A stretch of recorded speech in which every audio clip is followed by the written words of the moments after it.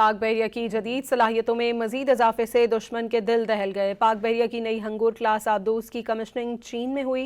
जदीद टेक्नोलॉजी, सलाहियतों और इस्तेदाद के साथ हंगूर आबदोज पाकिस्तान की समंदरी हदूद के दिफा में कलीदी किरदार अदा करने की सलाहियत रखती है। कमिशनिंग तकरीब के मेहमान खुसूसी सदर ममलिकत आसिफ अली जरदारी थे। Naval chief admiral Naveed Ashraf ने भी तकरीब में शिरकत की। वजीर आजम और फील्ड मार्शल ने हंगूर आबदोज की कमिशनिंग पर पूरी कौम को मुबारकबाद दी है।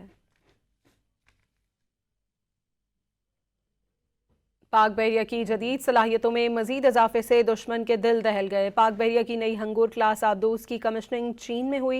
जदीद टेक्नोलॉजी, सलाहियतों और इस्तेदाद के साथ हंगूर आबदोज पाकिस्तान की समंदरी हदूद के दिफा में कलीदी किरदार अदा करने की सलाहियत रखती है।